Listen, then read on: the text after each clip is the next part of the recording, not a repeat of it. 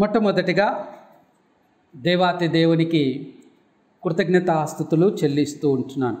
యావత్ ప్రపంచమంతా కూడా ఈ దినం పామ్ సండే మట్టల ఆదివారంగా జరుపుకుంటూ ఉంది. ఇది యేసుక్రీస్తు ప్రభు యెరూషలేములో అడుగు పెట్టినప్పుడు ఇక ఈ శుక్రవారం ఆయన శిలువ మరణము పొందవలసినటువంటి ఆ సమయానికి దేవుడు తన కుమారుడైనటువంటి యేసుక్రీస్తు ప్రభువును సిద్ధపాటు చేసి యెరూషలేములో అడుగు పెట్టించినటువంటి రోజు.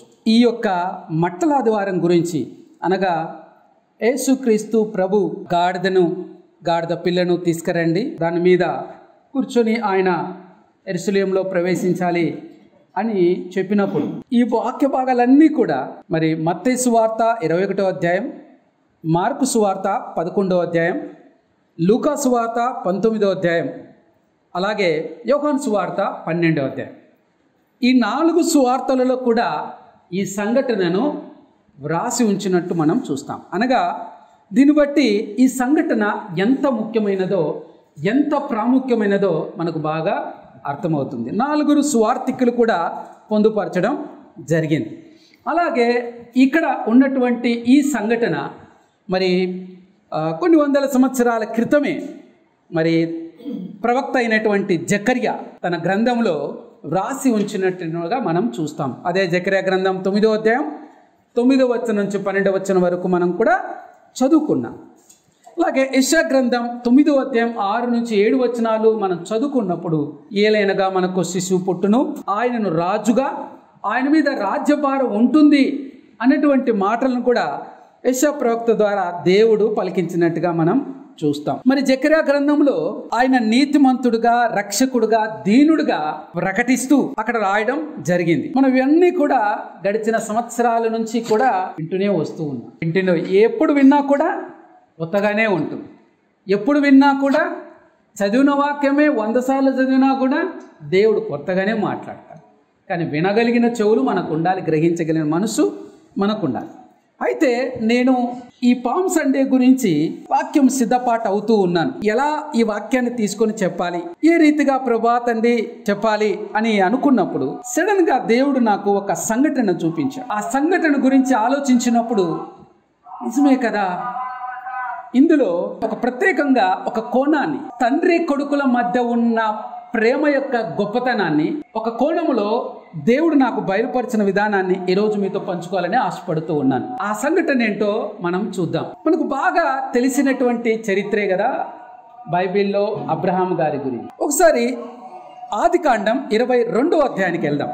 ఆదికాండం 22వ అధ్యాయానికి వెళ్దాం. మనందరికీ బాగా తెలిసినటువంటి విషయమే. అబ్రహాం గారిని దేవుడు పరిశోధించాలనుకున్నాడు. ఆ సంఘటనను రాయబడింది. ఆ సంఘటనను ఒకసారి చూద్దాం. ఆదికాండం 22వ అధ్యాయం. ఆ సంగతులు జరిగిన తర్వాత దేవుడు అబ్రహామును పరిశోధించును. ఎట్లనగా ఆయన అబ్రహామా అని పిలువగా అతడు చిత్తం ప్రభువా నేను. అప్పుడు ఆయన నీకు ఒక్కడై ఉన్న నీ కుమారుని, అనగా నీకు ఒక్కడై ఉన్న నీ ఒక్క కుమారుణ్ణి నువ్వు ఎంతగా ప్రేమిస్తున్నావే, అనగా నీవు ప్రేమించు ఇస్సాకును నువ్వు ప్రేమిస్తున్నావు కదా, అమితంగా ప్రేమిస్తున్నావు కదా, లేక వాగ్దాన పుత్రుడు పుట్టాడని నువ్వు ప్రేమిస్తున్నావు కదా, ఆ కుమారుణ్ణి, ఆ ఇస్సాకును తీసుకొని మోరియా దేశమునకు వెళ్ళి అక్కడ నేను నీతో చెప్పబోవు పర్వతములలో ఒక దాని మీద దహన బలిగా అతన్ని నర్పించుమని చెప్పాను. ఆ వాక్యం చదువుతున్నప్పుడు అందులో సింపుల్గా చదువుకుంటూ పోతున్నాం. ఏ వాక్యమైనా చదివినప్పుడు ఆ వాక్యం వెనకాల ఆ వ్యక్తులు పడినటువంటి మానసిక సంఘర్షణను కూడా మనం బాగా జ్ఞాపకం పెట్టుకోవాలి. తన ఒక్కగానొక కుమారుడు అన్నాడు, దేవుడే రెచ్చగొడుతూ ఉన్నాడు. నీ ఒక్కగానొక కొడుకును నువ్వు ప్రేమిస్తున్నావే, ఆ కొడుకును నాకు దహన బలిగా అర్పించాలి అన్నాడు. అబ్బా, ఎలా అంటే నీ ఒక్కగానొక్క కొడుకుని నువ్వు ప్రేమిస్తున్నావు కదా అమితంగా, నాకేం చేయాలా, దహన బలిగా అర్పించాలి అన్నాడు. ఆ మాట చెప్పినప్పుడు అబ్రహాం గారి యొక్క ఆలోచన ఏమై ఉంటుంది? వెంటనే అబ్రహాం గారు బయలుదేరినట్టు చూస్తాం, కానీ అబ్రహాం గారు ఒక ఆలోచన వచ్చి ఉంటుంది కదా. ఏమన్నాడు దేవుడు? ఇదిగో నీ సంతానం విస్తరింపబడుతుంది, ఇస్మాయిల్ కాదు నీకు సంతానం, ఇస్సాకే. నీ గర్భంలో ఇదిగో సారా గర్భం నుంచి వచ్చిన వాడే నిజమైన వారసుడు అన్నాడు కదా. మరి ఆ వారసుడిని తీసుకెళ్తాను దహనబలిగా అర్పించమంటే మరి ఆయన ఇచ్చిన మాట ఏమవుతుంది? వ్యర్థం అయిపోతుంది. ఆయన మాట వ్యర్థం కాదు. కాబట్టి దేవుడు ఏమో చేయబోతున్నాడు, నా కొడుకును బలిగమ్మంటాడు. సరే, ఇచ్చినవాడు ఆయనే, తీసుకెళ్ళగా మళ్ళీ ఇస్తాడు అంతగా అయితే అని ఆలోచన కలిగి తెల్లవారినప్పుడు అబ్రహాము లేచి, ఇక్కడ నుంచి బాగా చదవాలి. అబ్రహాం గారి సంఘటన ఇక్కడ, ఇస్సాకు సంఘటన, యేసుక్రీస్తు వారి సంఘటన రెండు ప్యారల్గా మనం చూడబోతున్నాం. తెల్లవారినప్పుడు అబ్రహాము లేచి తన గాడిదకు గంత కట్టి, ఏమంట? తన గాడిదకు గంత కట్టి. మత్తయి సువార్తలో చదువుకున్నాం, యేసుక్రీస్తు ప్రభు ఏం చెప్పాడు? గాడిద కట్టబడి ఉంటుంది, గాడిదను గాడిద పిల్లను తీసుకొని రండి అని అన్నాడు. ఇక్కడ తండ్రి అయిన దేవుడే యేసుక్రీస్తు ప్రభువును బలిగా అర్పించటానికి తీసుకెళ్తున్న సందర్భం. ఇక్కడ అబ్రహాము గారు తన ప్రియమైన కుమారుడిని ఇస్సాకును బలి ఇవ్వడానికి గాడిదకు గంత కట్టి తన పనివారిలో ఇద్దరిని తన కుమారుడు ఇస్సాకును వెంట పెట్టుకొని దహన బలి కొరకు కట్టెలు చీల్చి లేచి దేవుడు తనతో చెప్పిన చోటికి వెళ్ళెను. ఇస్సాకును తీసుకొని అబ్రహాము తను ఎంతగానో ప్రేమిస్తున్న తన కుమారుడైన ఇస్సాకును తీసుకొని గాడిద గంత కట్టి తీసుకొని వెళ్తుండే. ఎక్కడికి? బలి ఇవ్వడానికి వెళ్తున్నాడు. తండ్రి అయిన దేవుడు యేసుక్రీస్తు ప్రభును బలి ఇవ్వడానికి కూడా అక్కడ గాడిద మీద ఆయన కూర్చోబెట్టుకొని తీసుకొని వెళుతూ ఉన్నాడు. ఇక్కడ అబ్రహాం గారు ఏ విధంగా చేస్తుండో తండ్రి అయిన దేవుడు చేస్తున్నాం. ఆ సంఘటన అంతా కూడా బాగా ధ్యానిస్తూ ఉన్నప్పుడు నాకు ఒక్కసారి చాలా దుఃఖం వేసేసింది, చాలా బాధ అనిపించేసింది. కొడుకును బలి ఇవ్వడానికి అబ్రహాం గారు ఎంత మనసును కఠినం చేసుకొని ఉండాలి. దేవాతి దేవుడు తన ప్రియ కుమారుడైన యేసుక్రీస్తు ప్రభును బలిగా ఇవ్వడానికి ఆయన ఎంత వేదన పడి ఉంటాడు. తండ్రి యొక్క ప్రేమ ఎంత గొప్పది. అబ్రహాము తన కొడుకును దేవుడి కొరకు బలి ఇవ్వడానికి వెళ్తున్నాడు. యేసుక్రీస్తు ప్రభును తండ్రి అయిన దేవుడు ఎవరి కొరకు బలి ఇవ్వడానికి వెళ్తున్నాడు? మన కొరకు బలి ఇవ్వడానికి ఆయన తన కుమారుడైన యేసుక్రీస్తు ప్రభును యెరూషలేములోకి ప్రవేశపెట్టాడంట. మూడవ నాడు అబ్రహాము కన్నులెత్తి దూరం నుండి ఆ చోటు చూచి తన పని వారితో, మీరు గాడిదతో ఇక్కడనే ఉండండి, నేనును ఈ చిన్నవాడును అక్కడికి వెళ్ళి దేవునికి మొక్కి మరలా మీ యొద్దకు వచ్చేదమని చెప్పి అని అన్నాడు. అబ్రహాం గారు చెప్తున్నారు తన పనివారితో, ఏమని చెప్తున్నారంటే, మేము వెళ్ళి బలి అర్పించి మళ్ళీ తిరిగి వస్తాను అనట్లేదు, వచ్చేదము అంటున్నాడు. అంటే అందులో ఉన్నటువంటి మాట ఏంటంటే, విశ్వాసం చెప్తున్న ఆ కొడుకును సజీవంగా తీసుకొని, నో డౌట్, మరలా వచ్చేదను అన్నాడు. మరలా వచ్చేదము అన్నాడు. చూడండి, మీ యొద్దకు వచ్చేదము అని ఉందా, వచ్చేదను అని ఉందా? అంటే అబ్రహాం గారి యొక్క విశ్వాసం చూడండి అని చెప్పి దహన బలికి కట్టెలు తీసుకొని తన కుమారుడకు ఇస్సాకు మీద పెట్టి, తండ్రి అయిన దేవుడు మన పాప భారమునంతా కూడా సిలువ రూపంలో యేసుక్రీస్తు ప్రభు మీద పెట్టి, ఇక్కడ అబ్రహాము తన కుమారుడైన ఇస్సాకు యొక్క భుజం మీద ఆ కట్టెలు, చీల్చిన కట్టెలను తీసుకుని వెళ్తూ ఉన్నాడు. ఇక్కడ యేసుక్రీస్తు ప్రభు కూడా తన భుజం మీద మన పాప భారానంతా కూడా పెట్టుకొని కొండ మీదకి వెళుతూ ఉంటున్నాడు. ఒకసారి గమనించండి, దేవుడి యొక్క ప్రణాళిక గమనించండి, దేవుడి యొక్క ఉద్దేశాన్ని గమనించండి. ఆయన ఆ గాడిదతో ఇక్కడ నుండి చెప్పి అక్కడికి వెళ్ళారు. ఇస్సాకు మోసుకొని వెళుతూ ఉంటున్నాడు. ఈ సంఘటన బాగా అద్భుతమైనగా ఉంటుంది. ఇస్సాకు కట్టెలు మీద పెట్టుకొని అలా ఇద్దరు వెళుతూ ఉంటున్నారు. ఇక్కడ అబ్రహాం గారితో కొడుకు అంటున్నాడు ఇస్సాకు. ఏమంటున్నాడు? ఇస్సాకు తన తండ్రి అయిన అబ్రహాముతో నా తండ్రి అని పిలిచాడట. అబ్రహాం గారు అన్నారు, ఏం నా కుమారుడా, ఏనానా, ఏమి? అనుమానం వస్తుంది ఇస్సాకుకు. బలి అన్నాడు, దహన బలి అన్నాడు, ఇక్కడేమో నేను తప్ప ఎవరు లేరు, మరి గొర్రెపిల్ల కానీ ఏమి కానీ లేదు ఏంటి అని చెప్పి అనుమానంగా అడుగుతున్నాడు. అందుకు అతడు ఏమి నాకు మాడా నేను. అప్పుడు అతడు నిప్పులున్నాయి, కట్టెలున్నాయి, కానీ దహన బలికి గొర్రెపిల్ల ఎక్కడ? పోతున్న బాగానే ఉంది, అన్నీ బాగున్నాయి, కట్టెలు రెడీగా ఉన్నాయి, నిప్పులు ఉన్నాయి, అన్నీ రెడీ ఉన్నాయి, గొర్రెపిల్ల లేకుండా పోతున్నాం. ఒకవేళ మా నాన్న ఏమన్నా ఇంటి దగ్గర మర్చిపోయి వచ్చాడేమో, గుర్తు చేద్దాం, లేకపోతే కిందను తీసుకొని వస్తాడేమో, అంత కొండ మీదకి వెళ్ళి మళ్ళీ రావాలి కదా, నీ జ్ఞాపకం చేస్తూ ఉన్నాడు ఇస్సాకు అనుకుంటా. మనసులో అడుగుతూ ఉన్నాడు, డాడీ ఎక్కడ గొర్రెపిల్ల అని అన్నప్పుడు అబ్రహాము, నా కుమారుడా, దేవుడే దహన బలికి గొర్రెపిల్లను చూచుకొనునని చెప్పారు. మనకు అవసరం లేదు ఆ గొర్రెపిల్ల గురించి, ఎందుకంటే ఆ గొర్రెపిల్లను ఆల్రెడీ ఆయన చూసుకుంటాడు. ఈ మాట ఎప్పుడైతే అన్నాడో వీళ్ళిద్దరు ఇలా ఎక్కుతూ ఉన్నారు, అటువైపు నుంచి ఒక పొట్టేలు ఎక్కుతా ఉంది పైకి. హల్లెలూయా. ఒక పొట్టేలు ఎక్కుతా ఉంది పైకి. ఇది ఎవరికి తెలియదు? అబ్రాహాముకు తెలియదు, ఇస్సాకుకు తెలియదు. ఇక్కడ ఎక్కుతూ వెళ్తున్నారు వీళ్ళిద్దరు. అక్కడ తండ్రి అయిన దేవుడు ఏం చేస్తుండే, తన ఒక పొట్టేలును అనగా యేసుక్రీస్తు ప్రభును ఇస్తా ఉన్నాడు సిలువ మీద పెట్టి. ఇదంతా కూడా ఆయన ప్రణాళికలో జరుగుతూ ఉంది. వెళుతూ ఉంటున్నారు పైకి. వెళ్ళిన తర్వాత పైకి వెళ్ళారు, పొట్టేలు అక్కడికి పైకి ఎక్కుతా ఉంది. తండ్రి అయిన దేవుని ప్రేమ ఎంత గొప్పగా చూడండి. అబ్రహాం గారు తన కొడుకును బలివ్వడానికని తీసుకెళ్ళినప్పుడు ఆయనకి ఆలోచనలు కానీ అన్నీ కానీ ఎలా ఉన్నాయంటే, విశ్వాసం అయితే ఉంది. ఒక పక్క కొడుకు అడుగుతున్నాడు, కొడుకు చెప్పలేని పరిస్థితి, నానా ఆ దహన బలికి ఇచ్చేది నీరా బలి ఇచ్చేదని చెప్పలేడు. ఒక మనసులో ఎంతో బాధ ఉంటుంది, నిన్నేరా బలి ఇచ్చేది. కొడుకు చెప్తే కొడుకు పారిపోవచ్చు కదా, పారిపోతాడేమో కొడుకు చెప్తే. కానీ అబ్రహాం గారు అలా పెంచలే కొడుకును. ఇస్సాకును అలా పెంచలేదు. ఇస్సాకును ఎప్పుడు అలా పెంచలేదు. తండ్రి మాట జవదాటని కొడుకుగానే ఇస్సాకు కనిపిస్తాడు అక్కడ. యేసుక్రీస్తు ప్రభుకు తండ్రి అయిన దేవుడు ఒక మాట చెప్పి భూమి మీదకు పంపించాడు.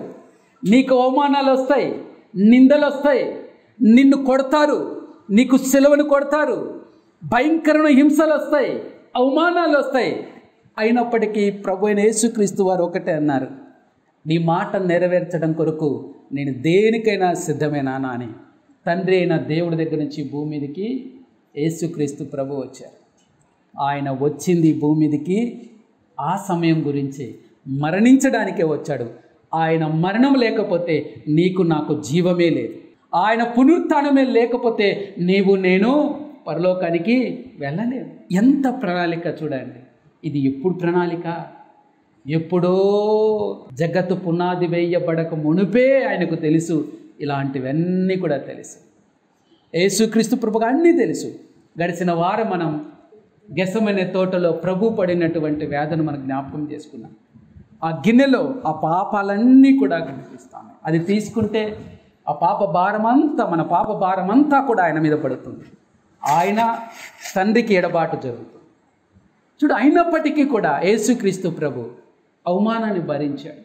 దయ్యములను వదలగొట్టాడు. దయ్యముల అధిపతి అని అన్నారు. ఆయన స్వస్థపరిచారు. అనేకమంది దయ్యాలను వదలగొట్టారు, రోగాలను స్వస్థపరిచారు, సమస్యలను విడిపించారు. అన్నీ చేసినప్పటికీ ఆఖరికి ఇక్కడ అంటున్నారు అంతా ఏమని, రాజుకు జయం జయం జయం, హోసన్నా జయం అంటున్నారు. కానీ అక్కడికి వెళ్ళిన తర్వాత సభలో ఏమంటున్నారు? సిలువ వేయండి, సిలువ వేయండి, సిలువ వేయండి అని మాట్లాడుతున్నారు. రెండు రకాల వ్యక్తులుగా మనుషులు కనపడతా ఉన్నారు. మన జీవితంలో కూడా అంతే. పొగుడుతారు, ఇక్కడ పొగుడుతున్నారా, అలాగే అవమానానికి కూడా రెడీగా ఉండు. ఏదో ఒక రోజు మీదికి వస్తుంది, రాకుండా పోతుంది. అది వస్తే అప్పుడు నీకు అర్థమవుతుంది. యేసుక్రీస్తు ప్రభు తనకు తెలిసి కూడా నా పాపల నిమిత్తమై ఆయన భరించటానికి, అన్ని భరించటానికి భూమి మీదకి వచ్చాడు. తను సమస్తాన్ని వదిలిపెట్టాడు. ఫిలిప్పీలకు రాసిన పత్రిక 2వ అధ్యాయం 6 నుంచి మనం చదువుకుంటే అక్కడ కొన్ని మాటలు వ్రాయబడి ఉన్నాయి.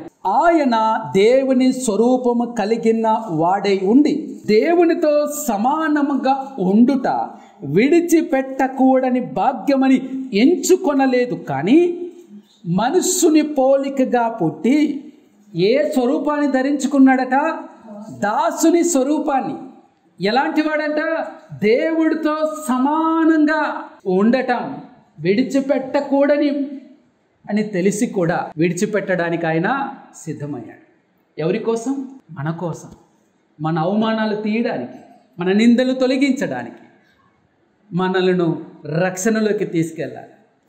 తండ్రి ఏదైతే బాధపడుతున్నాడో, నా బిడ్డలంతా నాకు దూరం అయిపోతున్నారు ఎలా అనుకుంటుంటే, నానా నేనున్నా, నేను వెళ్తానని యేసుక్రీస్తు ప్రభు భూమి మీదకి వచ్చి దాసుని స్వరూపమును ధరించుకొని తన్ను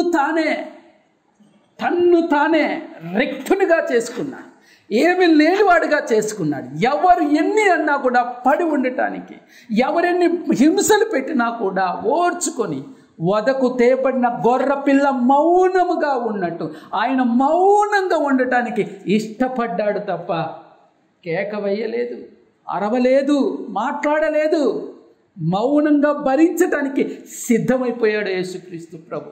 ఎవరి గురించి? నీ గురించి, నా గురించి. ఆయనకేదో కిరీటం వస్తుందని కాదు, ఆయనకేదో మహిమ కిరీటం వస్తుందని కాదు, నీకు నాకు మహిమ కిరీటం రావడానికి, నీకు నాకు జీవ కిరీటం రావడానికి, నిన్ను నన్ను ఉన్నతమైన స్థితిలో పెట్టడానికి ఆయన ఈ భూమి మీదికి తన్ను తాను రిక్తునిగా చేసుకున్నాడు, తగ్గించుకున్నాడు, దీన మనసు కలిగిన వాడే ఉన్నాడు. అంతేకాకుండా ఆకారమందు మనుష్యుడుగా కనపడి మరణం పొందునంతగనగా శిలువ మరణం పొందునంతగా విధేయత చూపిన వాడే తన్ను తాను తగ్గించుకొనెను. తన్ను తాను తగ్గించుకోకపోతే అక్కడ ఉన్నటువంటి రోమిలు వచ్చి యేసుక్రీస్తు ప్రభును పట్టుకోవాలి అంటే ఆయన తన్ను తాను తగ్గించుకొని అప్పజెప్పుకోవాలి. వాళ్ళు వచ్చి పట్టుకోవడము చేత కాదు, ఎవరి తరము కాదు. ఎందుకంటే ఆయన దేవాతి దేవుడుగా ఉన్నాడు. ఎవరి తరము కాదు ఆయన పట్టుకోడు. అయినా తన్ను తాను తగ్గించుకొని, ఇదిగో నేనే, మీరు వెతుకుచున్న యేసును నేనే అని చెప్పాడు. తను తాను తగ్గించుకున్నాడు. అందుకనే తను తాను తగ్గించుకోవడానికి గుర్తుగా, దీనత్వముగా, దీనుడిగా గాడిద మీద ఆయన కూర్చొని అక్కడ ప్రవేశించినట్టు చూస్తాం. ఆయన రాజులకు రాజే, ప్రభువులకు ప్రభువే. కానీ ఆయన గాడిదను తీసుకొని గాడిద మీద రావడానికి కారణం ఏంటి అంటే సమాధానం కలగజేయడానికి నేను వస్తున్నాను, దీనుడనే వస్తున్నాను. బంధకములలో ఉన్న మనుషులారా, ఏ బంధకాల్లో ఉంటున్నారో మీరు, ఆ బంధకాలన్నిటినీ తెంపివేయడానికి, ఇదిగో మీరు ఏ స్థానాన్ని అయితే కోల్పోయారో ఆ స్థానాన్ని తిరిగి మీకు ఇవ్వడానికి, ఇదిగో నేను మహిమగల రాజుగా ప్రవేశిస్తున్నానని యేసుక్రీస్తు ప్రభు అక్కడ దీనుడిగా గాడిద మీద వస్తున్నట్టు మనం చూస్తాం. మామూలుగా అయితే కొన్ని పూర్వ దినాలలో ప్రయాణానికి కొన్ని వాహనాలను వాడేవారు. వాటిలో వంట మీద వస్తున్నాడు ఏ రాజు అయినా, ఏ వ్యక్తి అంటే అర్థం ఏంటంటే అతను రౌద్రుడై వస్తున్నాడు, కోపముతో వస్తున్నాడు, ఏమో జరగబోతుంది అనడానికి సూచన. అలాగే ఏనుగు మీద వస్తున్నారనుకోండి, అహంభావానికి సూచనట, అహంభావంతో వస్తున్నాడట. ఇక గుర్రం మీద వస్తే గర్వముతో వస్తున్నాడట, గర్వంతో వస్తున్నాడట. దాని అర్థమట. పల్లకి మీద వస్తున్నారంటే గొప్పవాళ్ళు, ఆ గొప్పదనంతో వస్తున్నాడు. నా గొప్ప వేరు, ఆయన గొప్పగా వచ్చాడు. ఆయన తను తాను తగ్గించుకొని రిక్తునిగా. ఒకసారి ఆలోచించండి. దేవాతి దేవుడు నీ గురించి, నా గురించి ఒకడు చెంప మీద కొడితే మౌనంగా ఉండిపోయాడు అంటే ఎవరి కోసం అండి? మన గురించి కాదా? మన గురించి తన ఒక్కగానొక్క కుమారుని ఇవ్వడానికి వెనుకాడినటువంటి తండ్రి అయిన దేవుడు నీకు నాకు అవసరతలో ఉంటే, ఆపదలో ఉంటే, కష్టములో ఉంటే ఇవ్వడా? నేనంటాను, నువ్వు సమస్యలో ఉన్నావని దేవునికి తెలియదా? నువ్వు కష్టంలో ఉన్నావని దేవునికి తెలియదా? నీకు ఉద్యోగం అవసరమని దేవునికి తెలియదా? నీ వ్యాపారం వృద్ధి పొందాలని దేవునికి తెలియదా? నీకు గర్భఫలం కావాలని దేవునికి తెలియదా? నీకు వివాహం కావాలని దేవునికి తెలియదా? నీకు రోగముతో ఉన్నావు, నిన్ను స్వస్థపరచాలని దేవునికి తెలియదా? తెలుసు కదా, మరి ఎందుకు చింత, ఎందుకు వేదన, ఎందుకు కృంగుదల అంటాడు. అందుకే అంటాడు, లోకం ఇచ్చినట్టు శాంతి కాదు, నా శాంతి నా తండ్రి దగ్గర నేను ఏ విధంగా ఉన్నానో అటువంటి శాంతిని, అబ్బా గొప్ప మాట కదా, నా తండ్రి దగ్గర నేను ఉన్నప్పుడు ఏ శాంతితో ఉన్నానో ఆ శాంతి మీకు ఇవ్వడానికి నేను వచ్చాను అంటున్నా. ఆ శాంతి చింత దేనికి, చింత దేనికి, దేనికి వేదన, సమస్తము చేయడానికి ఆయన సిద్ధంగా ఉన్నాడు. కానీ నువ్వు సిద్ధంగా ఉన్నావా? స్వీకరించడానికి సిద్ధంగా ఉన్నావా? ఆయనను సొంత రక్షణకి అంగీకరించావు. యేసుక్రీస్తు ప్రభువే తన్ను తాను తగ్గించుకొని రిక్తునిగా చేసుకుంటే మరి మనం దేంట్లో తగ్గించుకుంటున్నా? దేంట్లో దీనత్వం మనకుంది? ఏ విషయమైనా ఎవరైనా ఒక మాట అంటే తగ్గించుకొని పోదామన్న స్వభావం ఉందా మనలో? ఆ దీనత్వం మనలో ఉందా? ఇంకొక సంఘటన చెప్పనా? మోసే ఐగుప్తు నుండి ఇశ్రాయేలు ప్రజలను విడిపించడానికి తన భార్యను తన కుమారులను తీసుకొని అదే గాడిద మీద నెక్కించుకొని ఐగుప్తుకు వెళ్ళాడట. ఎందుకంటే గాడిద గురించి అంతా అంటే మనమైతే సింపుల్గా పొర గాడిద అని తిట్టేస్తాం, సింపుల్గా పొర గాడిద అంటాం. ఈసారి ఎవడన్నా గాడిద అంటే థ్యాంక్ యూ ప్రభువా, నేను మోసిన ధన్యతనిచ్చావు నాకు, ఇశ్రాయేలు ప్రజలను విడిపించడానికి మోసేను తీసుకెళ్ళడానికి నన్ను వాడుకున్నావు, దేవా నీకు స్తోత్రము. ఎవరన్నా తిట్టినా అది ఆశీర్వాదంగా తీసుకోవాలి. మోసే ఇశ్రాయేలు ప్రజలు విడిపించడం వెళ్తున్నప్పుడు కూడా ఆ గాడిదనే ఉపయోగించుకున్నాడట. ఆ గాడిద మీదకి వెళ్ళి అక్కడి నుంచి ఐగుప్తు ప్రజలు విడిపించాడని. అంటే గాడిద ఏ స్థితిలో ఉంది అంటే విడిపించడానికి గుర్తుగా కనిపిస్తుంది. ఇక్కడ బంధకాలలో ఉన్నటువంటి విడిపించడానికి గుర్తుగా ఉంది. ఇంకొక గొప్ప విషయం చెప్పనా? నిర్గమకాండం 20:17 దేవుడిచ్చిన ఆజ్ఞలలో గాడిద ప్రస్తావన కూడా ఉంది. ఏంటి అంటే నీ పొరుగువాని గాడిదనైనను ఆశించకూడదు అని. అంటే ఎంత ఇంపార్టెంటో చూడండి. గాడిద ఇంపార్టెంట్, మనకు హేళనతో చూస్తాం. అది ఏం చేస్తుంది? దాని మీద ఎంతైనా బరువు లేని నాకు వద్దు అంటదే అనదు. పొరపాటున చర్చిలో అన్నా ఈ పని చేయన్నా అన్నామనుకో, నేనే దొరికా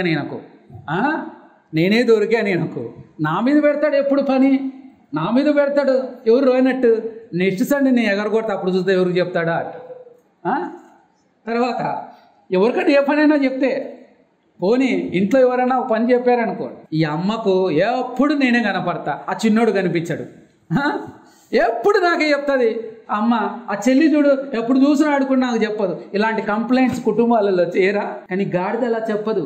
ఈ గాడిదట దాని మీద వేస్తే పక్క గాడిదని చూపించదు, దాని మీద వేయి అని చెప్పదట, వేసి మోస్తా, నా పని మోయడమే. ఎంత భాగ్యం కదా. అదేట యేసుక్రీస్తు ప్రభును మనందరి పాపం నుంచి విడిపించడానికి యేసుక్రీస్తు ప్రభును తన భుజాల మీద మోసుకొని తీసుకెళ్ళిందట. హల్లెలూయా, ఎంత గొప్ప మాట కదా. పనికి మాలిన గాడిద అంటాం. నువ్వు గాడిద అని చెప్పి తిడతాం చేస్తాం, కానీ దేవుని దృష్టిలో గొప్ప. అందుకనే దేవుడు ఈ భూమి మీదకి యేసుక్రీస్తు ప్రభును పంపించినప్పుడు యేసుక్రీస్తు ప్రభు వారు ఎవరిని ఎన్నుకున్నాడు శిష్యులుగా? పండితులను ఎన్నుకోలేదు, గొప్పవారిని ఎన్నుకోలేదు, జ్ఞానవంతులను ఎన్నుకోలేదు. జ్ఞానవంతులను సిగ్గుపరచుటకు దేవుడు అజ్ఞానులను ఎన్నుకున్నాడు.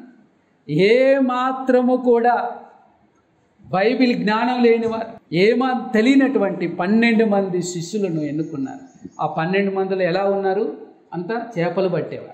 అందులోనూ చేపల వ్యాపారం చేసేటటువంటి పేతురు, యోహాను, యాకోబులు చెప్పుకున్నాం. వాళ్ళని దేవుడు ఎన్నుకున్నాడు. అంటే ఒకసారి ఆలోచించండి, నిన్ను నన్ను దేవుడు ఎన్నుకోవడానికి గల కారణం ఏంటి తెలుసా? నువ్వు గొప్పవాడు అని కాదు, నీ బ్యాక్గ్రౌండ్ క్రిస్టియన్ బ్యాక్గ్రౌండ్ ఏదో ఉందని కాదు. ఈ మధ్యకాలంలో అన్యులు ప్రభువుని నమ్ముకొని బాగా దేవుని సన్నిధికి వస్తున్నారు. కానీ ప్రభువుని నమ్ముకున్నటువంటి క్రైస్తవులుగా పిలువబడుతున్న వేషధారులు మాత్రమే వెళ్ళిపోతున్నారు. ఎందుకు తెలుసునా? ఎందుకంటే లోకంలో ఉన్న మనుషులను మెప్పించడానికి, దేవుని సంతోష పెట్టడం అవసరం లేదు. లోకంలో మనుషులు సంతోషపెట్టడానికి ఆలోచిస్తూ అలాగే చేస్తుంది. క్రైస్తవులు చేస్తున్న పని ఎంత దారుణం, ఎంత దుఃఖకరమైన పని. ఒకసారి ఆలోచి. యేసుక్రీస్తు ప్రభు తన మీద కూర్చోగానే గాడిద యొక్క స్థితి ఎలా ఉంటుంది చూడండి. ఒకవేళ నీవు నేను యేసుక్రీస్తు ప్రభును భుజాల మీద ఎక్కించుకొని వెళుతూ ఉంటే ఎలా ఉంటుంది? గాడిద యేసుక్రీస్తు ప్రభు గాడిద మీద కూర్చోగానే గాడిద యొక్క స్థితి ఎలా ఉంటుంది? ఇక దేవాతి దేవుడే కూర్చున్నాడు కదా, కూర్చున్నాడు, వెళ్తా ఉంది, తెలిసిపోతుంది అసలుకు. ఆహా ఎంత ఆనందం. ఇంకోటి ఏంటంటే బలి ఇవ్వడానికి వెళ్తున్నాడు ఆయన, బలవడానికి వెళ్తున్నాడు, అందరి విడుదల గురించి వెళ్తూ ఉంటున్నాడు అని గాడిద ఎంత సంతోషించుతుంది కదా. మరి నీవు నేను కూడా యేసుక్రీస్తు ప్రభు ఇప్పుడే వచ్చి నన్ను భుజం మీద ఎక్కించుకొని మీ ఇంటి వరకు తీసుకెళ్ళండి అంటే ఏంటి పరిస్థితి? నాకు మన డాక్టర్ చెప్పాడు చేతులు బరువు పెట్టద్దన్నారు, నా కాళ్ళు కొంచెం వణుకు, నా చేతులు వణుకు, చాలా సారీ ప్రభువా, ఓ పని చేయి, నేను కారు పంపిస్తాను. ఏమయ్యా నేను మొయ్యలేను కానీ కారు పంపిస్తాను, కారులో కూర్చొని వచ్చేసాయి, ఇంటి దగ్గర చేపలు, చికెన్, మటన్, గిటన్ అన్నీ రెడీ చేశానని చెప్తారు తప్ప మోస్తారా? కానీ యేసుక్రీస్తు ప్రభు చనిపోయి తిరిగి లేచిన తర్వాత అనేక మంది తమ ప్రాణాలు ఒడ్డి కూడా యేసుక్రీస్తు ప్రభును భుజాల మీద పెట్టుకొని అనేక ప్రాంతాలు తిరుగుతూ ఉన్నారు. తమ ప్రాణాలు కూడా అర్పిస్తున్నారు తెలుసా? యేసుక్రీస్తు ప్రభును భుజాల మీద ఎక్కించుకొని అనేక ప్రాంతాలు తిరుగుతున్నారు. కొట్టినా, తిట్టినా, అవమానపరిచినా కూడా భుజాల మీద నేర్చుకొని మా దేవుడు గొప్పవాడు, గొప్పవాడు, గొప్పవాడు, హోసన్నా జయం అంటూ అనేక ప్రాంతాలు తిరుగుతూ ఉన్నారు.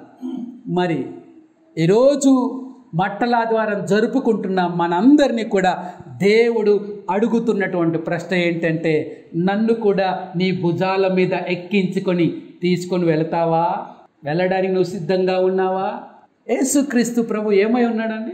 ఆది యందు వాక్యం ఉండెను, వాక్యము దేవుని యొద్ద ఉండెను, వాక్యము దేవుడై ఉండెను, ఆ వాక్యమే కృపా సత్య సంపూర్ణుడిగా మన మధ్య శరీరధారిగా వచ్చాడు అని యోహాను సువార్త 1వ అధ్యాయంలో చాలా స్పష్టంగా రాశారు కదా. వాక్యము శరీరధారిగా వచ్చారు. వచ్చిన తర్వాత ఇప్పుడు మళ్ళీ ఆయన ఏమై ఉన్నాడు? తండ్రి కుడిపార్శ్వమందు కూర్చున్నాడు.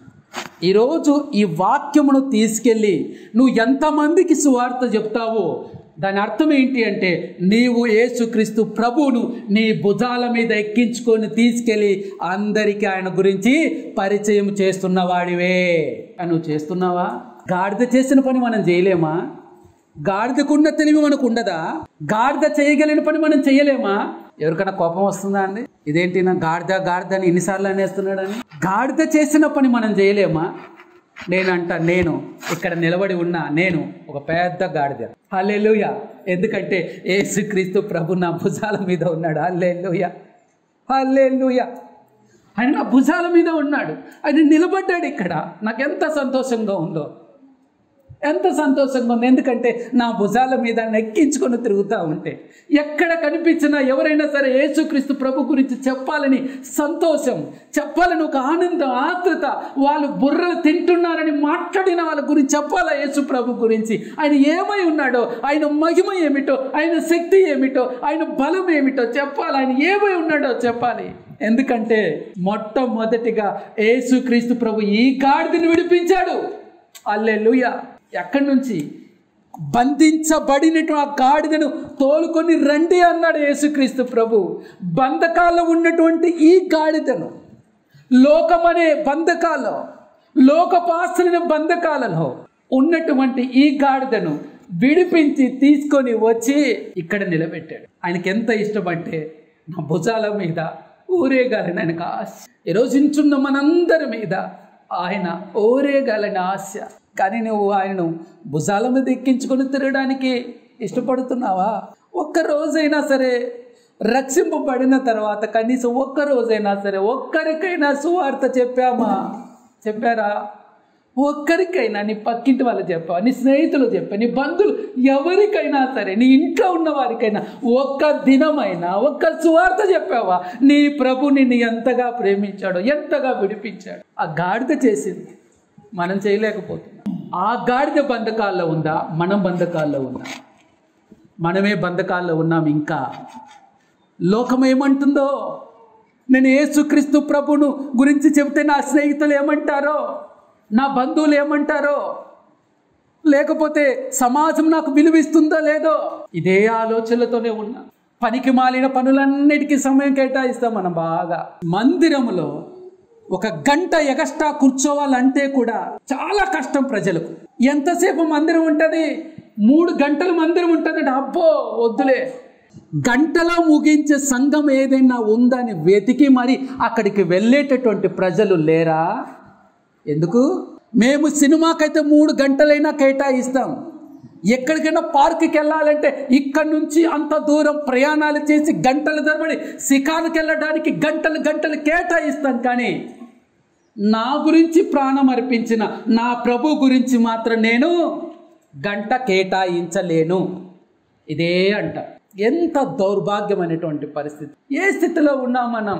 రండి, బంధకములో పడి ఉన్నలారా, ఈరోజు అంటున్నాడు ప్రభు, బంధకాలలో ఉన్నటువంటి నా బిడ్డలారా రండి, మిమ్మల్ని విడిపించడానికే నేను ఈ భూమి మీదకి వచ్చాను. ఇంకా ఎందుకు ఆ బంధకాల్లో ఉంటావు? ఇంకా ఎందుకు ఆ స్థితిలోనే ఉంటావు? విడిపించడానికి నేను వచ్చాను. ఈరోజు కూడా ప్రభు పిలుస్తున్నాడు. ఇంకా నువ్వు ఏ బంధకాల్లో ఉన్నావో నీకు తెలుసా? నువ్వు యేసుక్రీస్తు ప్రభు గురించి ఒకరికైనా సువార్త ప్రకటించలేకపోతున్నావంటే నువ్వు బంధకాల్లో ఉన్నవాడివే. పరలోకపు కోట నీ గురించి ఎదురు చూస్తా ఉంది. నువ్వు ఎప్పుడు ఆయన భుజాల మీద ఎక్కించుకొని అలా ప్రయాణం చేస్తే ఆ కోటలో ప్రవేశిస్తావో. విడుదల ఎక్కడో లేదు. దేవుని సువార్త ప్రకటిస్తే మన కుటుంబాలన్నీ కూడా విడిపింపబడతాయి. ఈ బైబిల్ పట్టుకున్న తర్వాత మా జీవితాలు మారిపోయాయి. నువ్వు ఏ బంధకాల్లో ఉన్నావో పరీక్షించుకోమని దేవుడు అంటున్నాడు. నువ్వు బంధకాల్లో ఉన్నావు కాబట్టే నువ్వు ప్రకటించలేకపోతున్నావు. నీ జీవన వ్యాపారంలో చిక్కుకొని ఉన్నావేమో, లోకపు ఆశలతో నీ మనసు నిండిపోయి ఉందేమో. నీ హృదయాన్ని పరీక్షించుకోమని దేవుడి దినం అంటున్నాడు. విత్తబడుతున్న ఈ మాటను అలక్ష్యము చేశావా? దేవుడు ఉగ్రత రాకముందే ఆయన 2వ రాకడలో ఎలా రాబోతున్నాడు తెలుసా? ఏ ఒక్కరు నిలబడలేరు ఆయన ముందర. మొదటిగా ఆయన దీనుడై వచ్చాడు, సమాధానంతో వచ్చాడు. కానీ 2వసారి ఆయన ఉగ్రుడై వస్తాడు. సమస్తాన్ని తుడిచిపెట్టుకోబడబడుతుంది. అంగీకరించావా? శ్రమలలో కష్టాలలో ఆయన కొరకు నిలబడ్డావా? చివరి వరకు నువ్వు ఉన్నావా? అయితే దేవుడు తనతో పాటు నిన్ను మధ్యాకాశంలో కలుసుకుంటాడు. లేదు, ఇంకా నిర్లక్ష్యం, ఇంకా అదే నిర్లక్ష్యంలో ఉన్నావా? అదే భయంకరమైన స్థితిలో ఉన్నావా? నిన్ను నీవు సర్దిపుచ్చుకుంటున్నావు. గుర్తుపెట్టుకోండి, ఇక్కడ ఉన్న వాళ్ళు ఎవరో తమను తాము సర్దిపుచ్చుకుంటే మనసత్వం కలిగిన వారు ఉన్నారు. ఏం కాదులే, ఏం అవ్వదులే, జాగ్రత్త, హెచ్చరిక. ఇది ఎవరో నాకు తెలియదు కానీ ఇది హెచ్చరిక. మీ హృదయాలు సరి చేసుకోండి. మాట్లాడుతున్నాడు దేవుడు, నేను కాదు. సరి చేసుకోండి. సమయం ఇవ్వండి దేవుని కొరకు, ఖచ్చితంగా ఇవ్వండి. దేవా, ఈరోజు తీర్మానం చేసుకోండి. తండ్రి యేసయ్యా, నీ సువార్త నేను ప్రకటిస్తాను ప్రభువా. ఒక్కరికైనా సువార్తను ప్రకటించటానికి నీవు సిద్ధపాటు కావాలని దేవుడి దినం పిలుస్తూ ఉంటున్నాడు. కాబట్టి ప్రియమైనటువంటి దేవుని సంగమా, గాడిద గురించి చాలా తక్కువగా మనం అంచనా వేస్తాం. కానీ దేవుడు ఆ గాడిదకు ఎంతో విలువ ఇచ్చాడు. ఆఖరికి ఒక ప్రవక్తకు బుద్ధి చెప్పడానికి కూడా దేవుడు గాడిదనే వాడుకో నోరిచ్చాడు. బిలామును గద్దించడానికి గాడిదకు నోరిచ్చాడు. గాడిద మాట్లాడేది. ఆ గాడిద అమ్మో ఆయన ప్రవక్త కదా, నేను చెప్తే వింటాడా అనలే. ఊరుకోండి బ్రదర్, నేను చెప్తే ఎవరు వింటారు అనుకోకు. సొడ్డు చెప్పద్దు. నేను చెప్తే ఎవరు వస్తారు బ్రదర్, నేను చెప్తే ఎవరు వింటారు. అసలుకు ముందుకు నీవు మన సండే చెప్పాను ఒక వాక్యం, నీకు నీవు అభ్యంతరపరుచుకుంటున్నావు. నీకు నువ్వు అడ్డుపరుచుకోవద్దు, నువ్వు అడ్డుకోవద్దు. నీకు నీవే అడ్డుకుంటేలా? ఆ అడ్డు గోడలన్నీ ఈరోజు తెగిపోనుగాక యేసునామములో. మీరు సువార్త ప్రకటించటానికి ఏ అడ్డంకులు వస్తున్నా అవన్నీ కూడా యేసు నామములో ప్రతి బంధకము తెగిపోవును గాక. ప్రతి ఒక్క ఇదిగో ఎరికో లాంటి గోడలన్నీ కూడా పడగొట్టబడును గాక. యేసు నామములో అందరికడుకున్న ప్రతి ఒక్కరికి, ఈ వాక్యం తర్వాత వింటున్న ప్రతి ఒక్కరికి కూడా యేసు నామములో విడుదల కలుగునుగాక. దేవుడి కొద్ది వాక్యమును దీవించునుగాక.